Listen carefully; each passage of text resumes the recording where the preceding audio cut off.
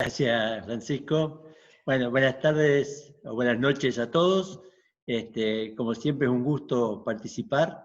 Y bueno, yo ahora les voy a comentar, Norma, de un panorama de la naturaleza, de los suelos, de qué tipos de suelos hay en Entre Ríos, y yo les voy a contar un poco de los problemas que tenemos en los suelos, no tan en detalle por cada tipo de suelo, sino un poco globalmente, los problemas que vienen principalmente del uso de los suelos. Bueno, yo voy a compartir la pantalla.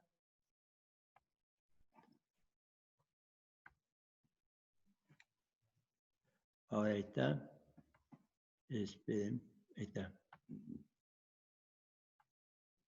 Se ve perfecto, Juanjo. Bien.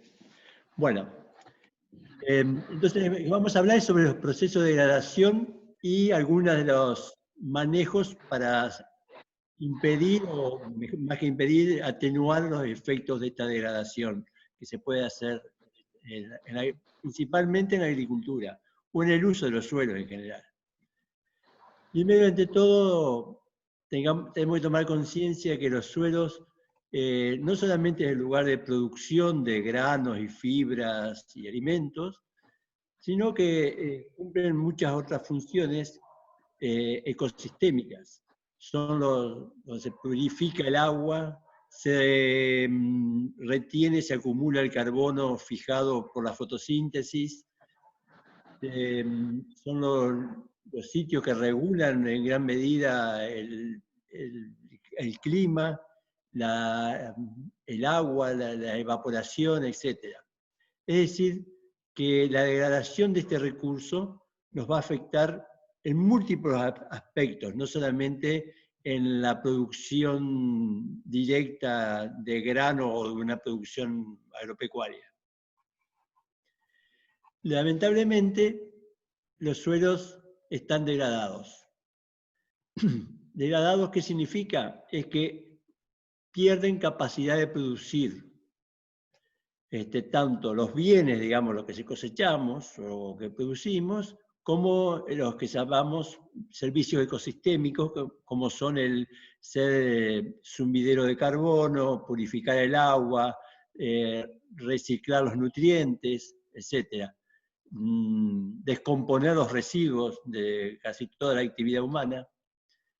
Entonces, cuando el suelo se degrada, pierde buena parte de esa capacidad. La degradación, hay una degradación o procesos de degradación naturales por efectos climáticos, geológicos, etc. Pero estos son mucho más acelerados por el efecto del hombre. Y esa degradación se puede dividir, pero bueno, como todas las cosas tendemos que clasificarlas de alguna forma, en física, química y biológica. Pero lo interesante es que 1/3 del suelo mundial está degradado. Entonces, y la demanda de bienes y servicios y de alimentos aumenta cada vez más, y está previsto que para un aumento de hoy al 2050 del 60% más de alimentos se van a necesitar. O tendremos que cambiar la forma de vivir. Pero bueno. Bien. Pero pensando bien en los suelos, o digamos a nivel de la sociedad, es importante tener en cuenta que el suelo es un bien social, que es un integrante del sistema natural y está ligado al sistema sociocultural donde están las personas. No es solamente el problema del productor o del que está en el campo, es un problema de toda la sociedad. Eso no está muy bien percibido en nuestra sociedad actual, y es uno de los problemas que tenemos para que se adopten políticas acordes para la conservación de suelos. Pero una de las formas de poder actuar es conociéndolos, cómo funcionan y cuáles son las formas de corregir los problemas. Primero, quiero mostrar nada más en Entre Ríos qué ha pasado con la superficie agrícola. Esto es desde el año 99 hasta el año pasado. Vemos los distintos cultivos, cómo aumentó la superficie agrícola hasta el año 2007, 2008, hasta 2007, hubo un aumento sostenido de toda la superficie agrícola que viene a ser la sumatoria de todo esto, que son alrededor de 2 millones de hectáreas. En realidad esto es un poco menos, porque los 2 millones de hectáreas incluyen, están acá los cultivos que se hacen dobles también, por ahí es 1.800.000 hectáreas aproximadamente. Pero lo llamativo de esto, y que es la realidad no solo de Entre Ríos, sino buena parte de la zona pampeana, es la parte verde, que más de la mitad es cultivo de soja. Entonces, el cultivo de soja y la forma en que lo hacemos ha traído bastantes inconvenientes en cuanto a la conservación de los suelos, que es un poco lo que vamos a ir analizando ahora. ¿Cuáles son los procesos de degradación? Bueno, en ese proceso de expansión de la agricultura tradicional, esta transparencia muestra la aptitud de los suelos. Estos verdes, que Norma les comentaba que son los argidoles, los molisoles, son los más aptos para la agricultura, y la expansión desde el principio de este milenio se hizo en base a la expansión hacia esta zona que vemos amarillas acá, que son potencialmente aptas, que son las zonas de vertisoles. Esto lo voy a pasar, esos son los vertisoles. Bueno, ya habló Norma bastante de esto, así que pasamos. ¿Qué tipos de degradación de suelos encontramos? ¿O cómo podemos clasificarlos? En algunos tipos de degradación que son pérdidas, es decir, que perdemos materiales, perdemos algo, que son la erosión, la disminución del contenido de materia orgánica, la pérdida de base de intercambio, que no se da acá en nuestra zona, pero en otras zonas pampeanas sí. Las degradaciones por agregado o adiciones de sustancias, como es la sedimentación, la salinización, sodificación, contaminación con otros componentes, o alteraciones que no son ni pérdida ni ganancia de materiales, sino que es una degradación física, como la compactación subsuperficial, encostramiento, o alteraciones de la dinámica del agua. Nosotros vamos a ver principalmente las tres primeras acá de pérdidas, que son las más importantes y que más marcan los problemas de nuestra zona. Acá simplemente voy a pasar una serie de fotos para que tomen conciencia de cómo empieza la erosión o cómo es el efecto de erosión. Esto es en Villaguay, son todas acá de la zona. Fíjense en un lote donde están las huellas del tránsito, de las máquinas, queda compactado, el agua no infiltra y empieza a correr y se forman los surcos de erosión. Eso acá en el departamento de Uruguay. Fíjense, coincidentemente con las huellas, empieza a haber una superficie, una zona de debilidad, empieza a arrastrarse y así se hace un surco que puede terminar en una cárcava. Hay otro en Colonialía, en el surco por las huellas del tránsito. Fíjense en esta, cada vez más adentro van los caminos, también por el tránsito en las cabeceras. En fin, esto en Villamantero, esto se formó en 3-4 meses, en un lote que conocía bien porque yo iba a ese campo, y en 3-4 meses se formó, en un verano lluvioso se formó esa cárcava. Y ahora fíjense esto que fue, acá estamos en la zona de Almada, en Gualeguaychú, y acá se ven, acá atrás donde ven el cultivo de maíz más bajo, más ralo, son los primeros síntomas de erosión. Eso en noviembre. Y miren lo que encontramos al año, en noviembre del 17, en ese mismo lugar. Es el mismo lugar. Así que la erosión lo que tiene es que es un proceso rapidísimo. Los otros procesos son graves, pero son más o menos paulatinos. La erosión no perdona. Es un año, un momento, es tremendo. Y lo perdemos, y lo que perdimos no lo recuperamos. Bien, ¿qué podemos hacer? ¿Cómo se produce la erosión? Para que quede el concepto. Cuando una gota de lluvia cae sobre un suelo desnudo, produce una desagregado, una ruptura de los agregados en pequeños agregaditos que sellan los poros del suelo, los macroporos, y entonces el agua queda en superficie. Y si el agua no infiltra, no entra al suelo y queda en superficie, y si hay pendientes como en nuestra zona, empieza a correr. Y ese escurrimiento, lo que se llama escurrimiento, y ese escurrimiento es el que produce la erosión. Por el contrario, cuando tenemos una cobertura, por eso es tan importante tener cobertura, tener algo en el suelo, la energía cinética de la gota de lluvia se atenúa mucho al golpear contra esa cobertura, más lentamente es retenida por esa cobertura y puede infiltrar en una mayor proporción. Entonces los factores que influyen básicamente para que se produzca erosión son la intensidad de lluvia, que no las podemos manejar, las características del suelo, que no las podemos manejar porque ya están las que comentó Norma de cada suelo, la pendiente, que está caracterizada por el largo y el grado de pendiente, que podemos modificarla, ya vamos a ver cómo, y lo que principalmente podemos modificar es la cobertura y las prácticas culturales, es decir, cómo cultivamos ese suelo. Y la cobertura se refiere a qué cultivo o qué cobertura le ponemos al suelo. Bueno, simplemente esto no lo voy a entrar en mucho detalle, pero esto, esperen que paso las 3 para que se fijen. Acá es simplemente para mostrarles, esto es una prueba de infiltración, de cómo infiltra el agua. Esto es velocidad de infiltración, y con un simulador de lluvia, donde se hace llover y se mide cuánta agua se escapa de una pequeña parcela donde se hace llover. Y acá está la gran diferencia entre los molisoles y los vertisoles. Fíjense que aquí, vamos a ver la primera y la última nomás, cuando empieza a llover entra mucha agua y va lentamente cada vez entrando menos agua. Y deja de entrar agua casi a la hora. En cambio, en los vertisoles, como por las arcillas estas expandibles que les explicaba Norma, que se hinchan y se sellan los poros,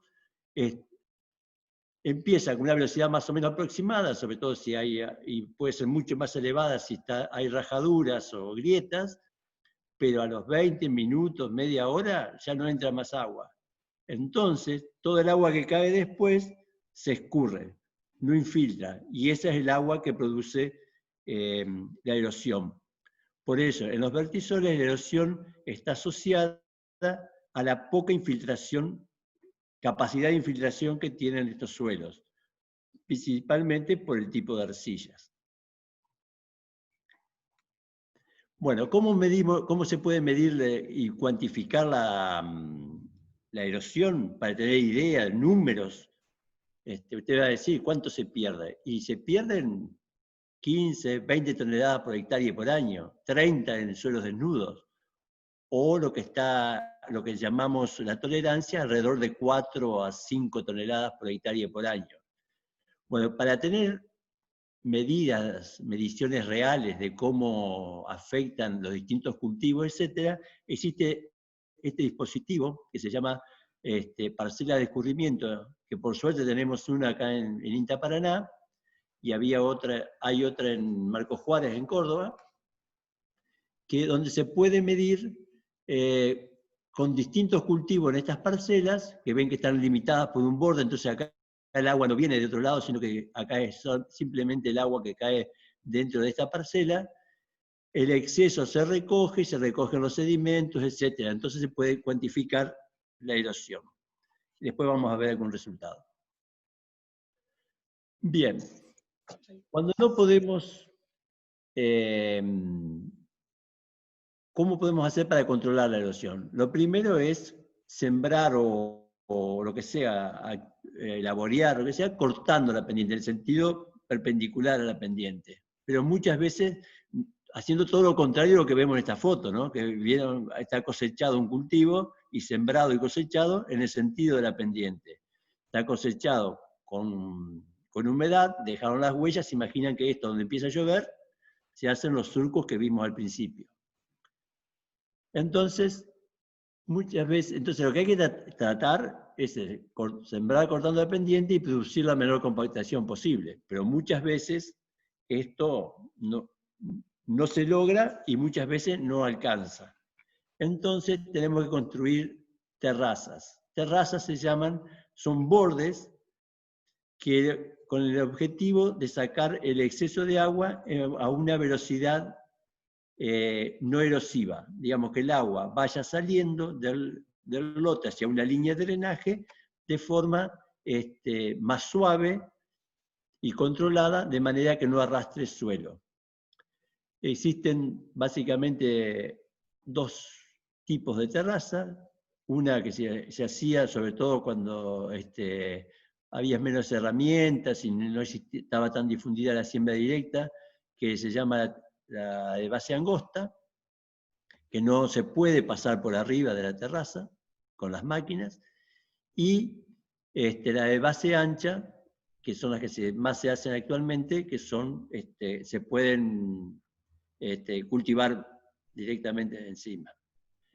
Y hay una terraza propuesta por INTA Paraná, que tiene un trabajo experimental en Valle María, que es una terraza con fines más ecológicos, que es una terraza reservorio. Es lo mismo que la terraza de base ancha, pero además está vegetada en forma permanente, en vez de tener el cultivo, tiene vegetación de distintos estratos como reserva de biodiversidad y de protección de la fauna, etc. Bueno, esto es muy experimental, no conozco campos que lo estén aplicando, pero se está estudiando los efectos. Bueno, ahora vamos a ver algunas vistas de construcción de las terrazas.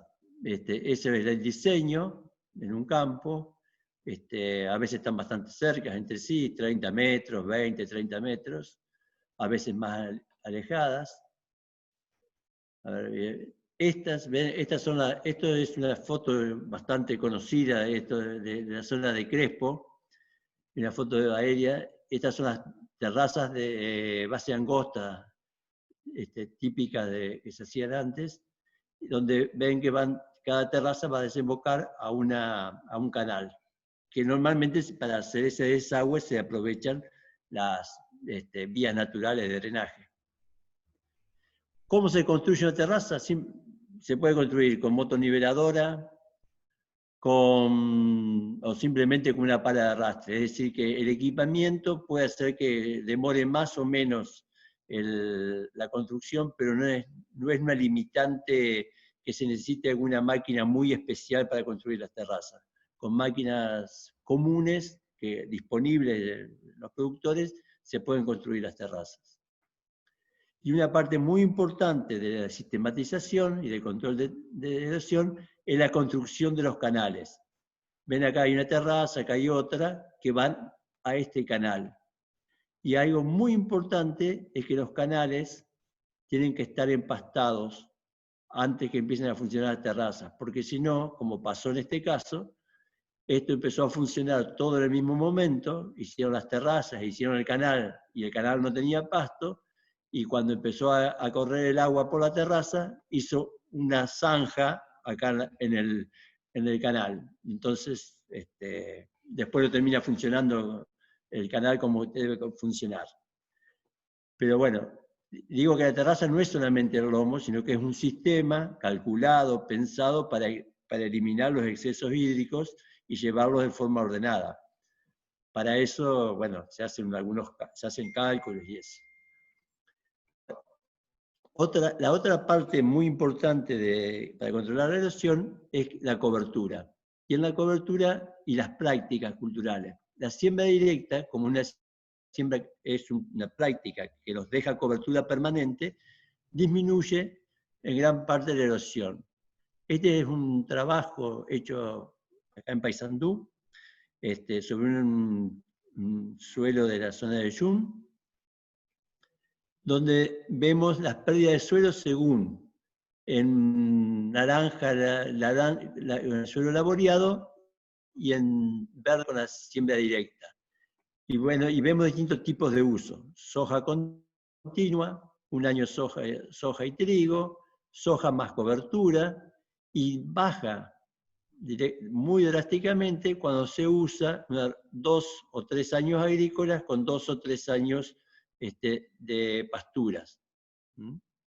Fíjense, esta línea azul es lo que llamaríamos la tolerancia, lo que podemos admitir como erosión tolerable. Bueno, otro problema es la disminución de la materia orgánica del suelo. Y uno de los aspectos importantes de la disminución de la materia orgánica del suelo es la pérdida de estabilidad estructural de ese suelo. La estabilidad estructural es la resistencia que tienen los pequeños agregaditos, los terroncitos del suelo, a ser destruidos por las gotas de lluvia, precisamente.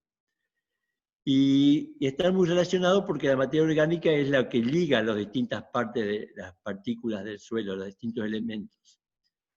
Y entonces, fíjense cómo según el uso, desde un suelo campo natural, o el suelo virgen, o campo que alguna vez fue laboreado y ya hace mucho tiempo que está quieto, o rotación agrícola, etc., cómo va disminuyendo el porcentaje de materia orgánica. Esto es sumamente importante. Hoy día, cuando nosotros empezamos a trabajar hace ya mucho tiempo, la mayoría de los suelos que muestreábamos estaban en estos valores, arriba de 4, 4.30, 4.50, 4, 3.90. Hoy la mayoría de los suelos están entre 3 y algo. Sí, entre estos dos, entre 3.80 o 3.70 y 3 o 2.90. Realmente el cambio de uso del suelo ha hecho perder mucha materia orgánica. Uy, perdón. Bueno, este efecto de materia orgánica, no se da solamente acá, sino también es algo generalizado, digamos, en todos los suelos bajo cultivo, y este es un esquema, una gráfica que muestra cómo cuando un suelo entra en cultivo, baja muy rápidamente la materia orgánica y luego tiende a estabilizarse o bajar muy lentamente porque la materia orgánica que va quedando es una materia orgánica más resistente y que por otra parte aporta mucho menos a la productividad del suelo.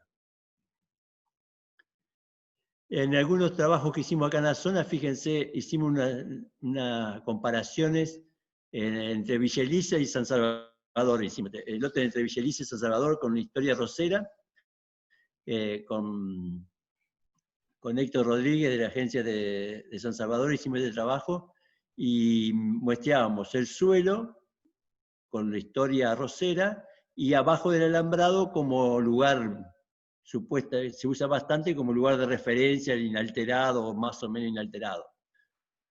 Y fíjense las pérdidas de materia orgánica del 23%, estos eran 24 lotes. Y en esta otra transparencia, bueno, vemos simplemente distintas rotaciones, cómo cae la materia orgánica según los años de agricultura. Y lo que muestra la de la izquierda sin nitrógeno y la de la derecha es con nitrógeno fertilizada, porque siguen cayendo igual, pero como que se atenúan y caen un poco menos. ¿Por qué? Porque cuando se fertiliza con nitrógeno, porque estas son básicamente rotaciones con gramíneas, la productividad es mayor, entonces produce más biomasa, más raíces, más biomasa, y hacemos más aporte de materia orgánica, de rastrojos, que después se van a transformar en materia orgánica. Y con los años eso hace que la caída sea menor, por más que caen, de cualquier forma. En un trabajo que hicimos en San Salvador, en rotaciones con arroz, donde probábamos el verde acá, que es un año de arroz y 3 años de pastura, y después arroz soja y arroz soja maíz, y otro con arroz continuo, lo que vemos es que solamente el arroz pastura, 1 año de arroz y 3 años de pastura, fue lo que mantuvo el contenido de materia orgánica en los valores originales, que era un lote que hacía como más de 15 años que estaba sin moverse, sin utilizarse. Y la caída con todos los otros sistemas agrícolas fueron de alrededor del 23%. Bueno, ¿qué tenemos que hacer para mantener o aumentar el contenido de materia orgánica? Bueno, rotaciones de cultivos y pasturas, rotaciones agrícolas alternando la soja con gramíneas, como maíz, sorgo, trigo, y el uso de cultivos de cobertura.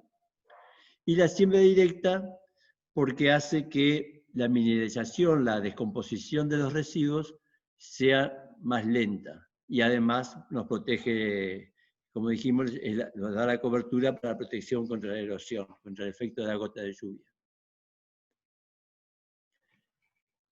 Para confirmar esto es un esquema, es el resultado del ensayo de rotaciones más largo que existe en Latinoamérica, que está en Estanzuela, en el Uruguay, donde se compararon durante 40 años, está acá. Estas son rotaciones agrícolas, esto es con labranza. Estas dos, una, la que más cae sin fertilización, la que cae un poquito menos es fertilizado, pero lo que vemos es que la rotación, esta que más o menos tiende a equilibrarse, son una rotación de 3 años de cultivos agrícolas y 3 años de pastura. Esto hace que en los años de agricultura se pierde materia orgánica, en los años de pastura se gana materia orgánica, lo que hace que la tendencia a mediano o largo plazo sea el equilibrio, lo que muestra la importancia de las rotaciones, ¿no? Y otra forma de mantener cobertura y de aumentar la materia orgánica en alguna medida es los cultivos de cobertura, que hoy hay muchísimos estudios, se está trabajando mucho.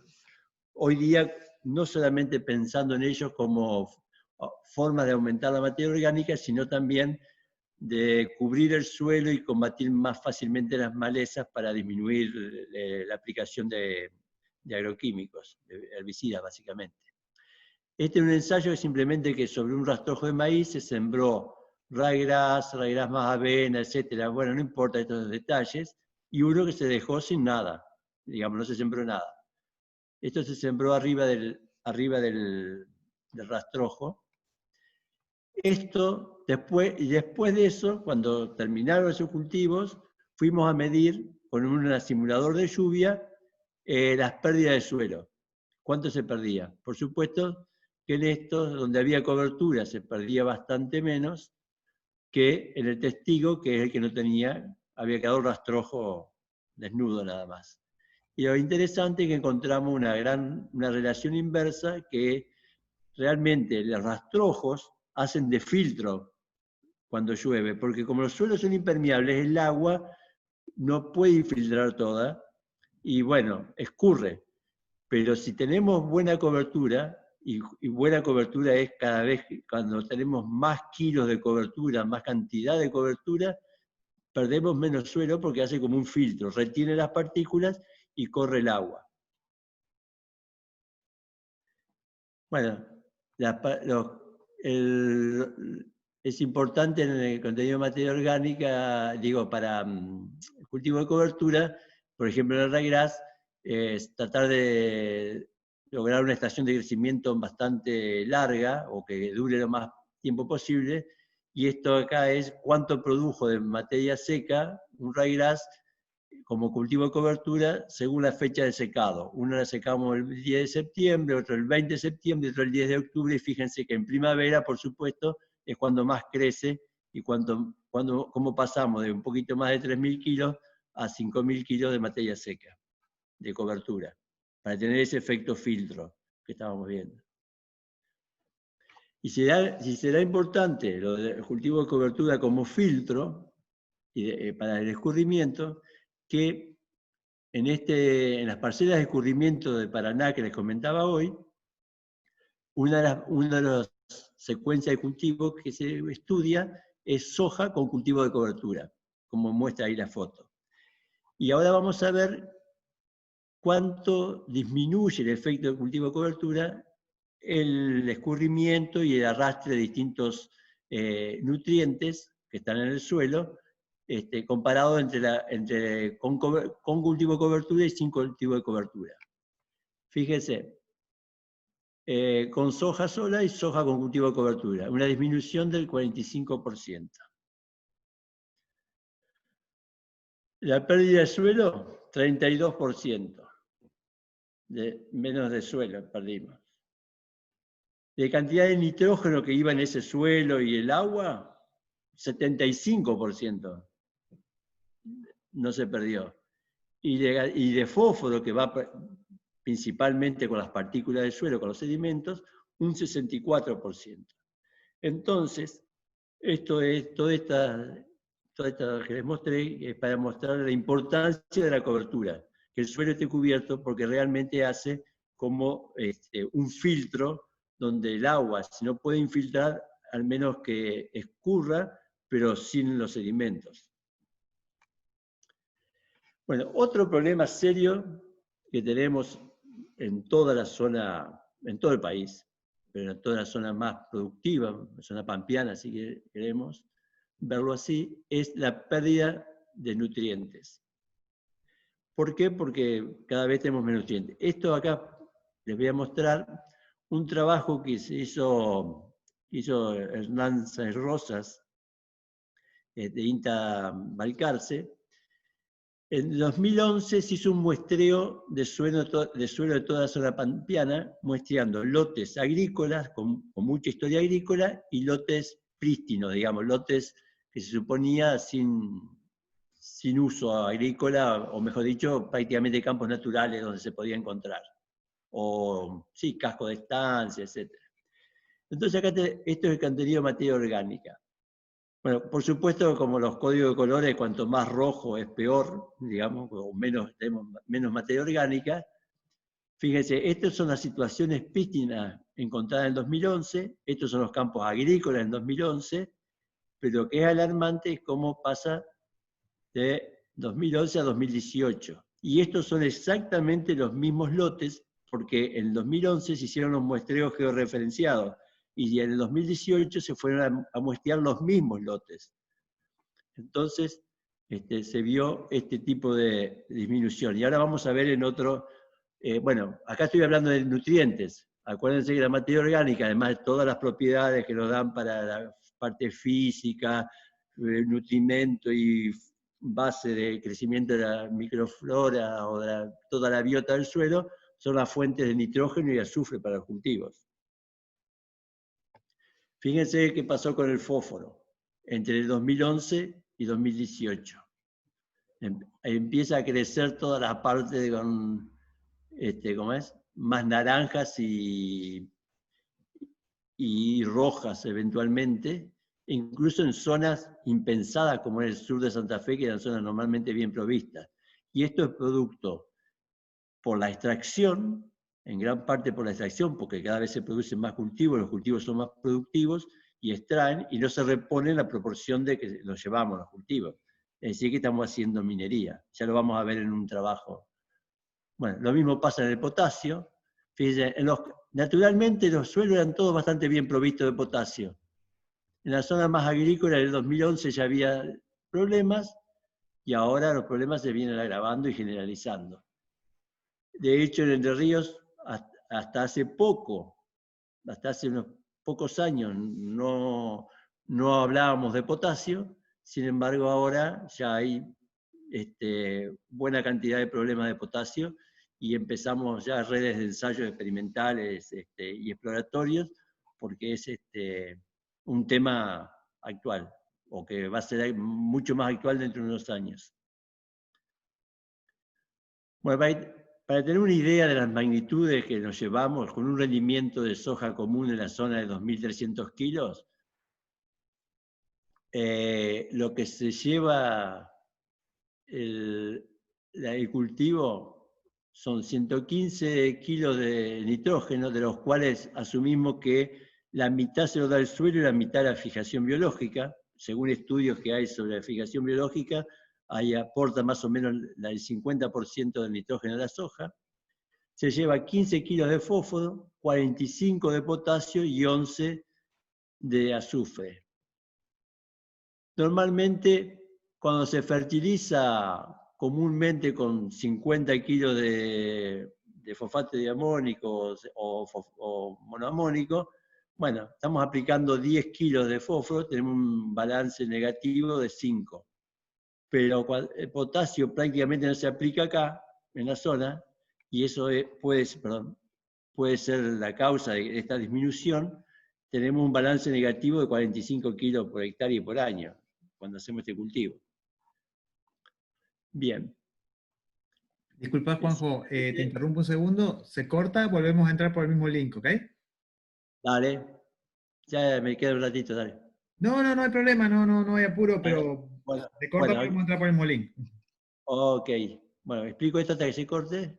O ya está. Ah, no, pero ya está. Bueno, esto simplemente es la proporción de nutrientes que se agrega o que se repone como fertilización en Entre Ríos. Es un trabajo hecho en 2007 en Paraná por Bardagellate y Melchiori. Y muestra que hemos aplicado nada más que el 33% del nitrógeno, bastante fósforo, nada del potasio y un poquito del azufre. Bueno, ahora